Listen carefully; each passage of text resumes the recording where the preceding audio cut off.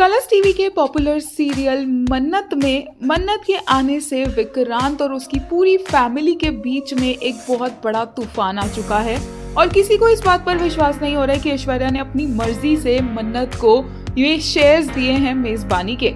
इसलिए वकील को भी बुलाया जाता है, पुलिस को भी बुलाया जाता है और मन्नत सबके सामने बोलती है कि वो चोर नहीं है।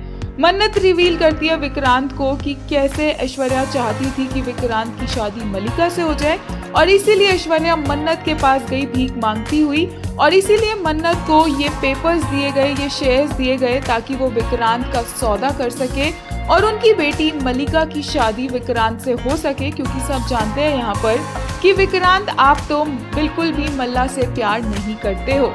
ये बात विक्रांत को खुले आम मन्नत बताती है कि ऐश्वर्या ने उसे ऑफर दिया और उसने ऑफर एक्सेप्ट कर लिया और ये चोरी नहीं है। फिर मैं इसके बाद बताती है मन्नत कि कैसे इस घर के हर किसी लोग ने उसे जज किया है इस बात को लेकर कि उसके पास पैसे नहीं है। जब विक्रांत उससे शेयर मांगता है तो मन्नत बोलती है कि ये शेयर वो डिजर्व करती है क्योंकि पैसे ही इम्पोर्टेंट होते हैं, प्यार इम्पोर्टेंट नहीं होता। प्यार तो बस 2 पल का होता है। और मन्नत बोलती है कि ये बात मुझे इसी घर के लोगों ने सिखाई है। एक एक घर वाले का नाम लेती है वो, पुनीत का, ऐश्वर्या का, और बताती है कि कैसे उसे ट्रीट किया गया जस्ट बिकॉज वो गरीब थी और उसका स्टेटस नहीं था।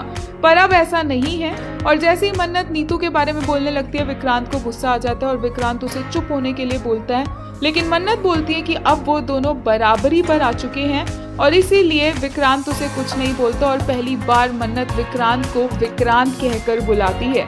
अकॉर्डिंग टू रिपोर्ट्स कहा जा रहा है कि ये सब कुछ मन्नत और विक्रांत का नाटक निकलेगा क्योंकि मन्नत पहले से ही विक्रांत को सब कुछ सच बता चुकी होगी और मन्नत के कहने पर ही विक्रांत ने उसके मल्ला के साथ की शादी का पूरा नाटक रचाया होगा ताकि वो ऐश्वर्या को एक्सपोज कर सके। यहाँ तक कि कहा जा रहा है कि गगन भी इस पूरे प्लान में शामिल होगा।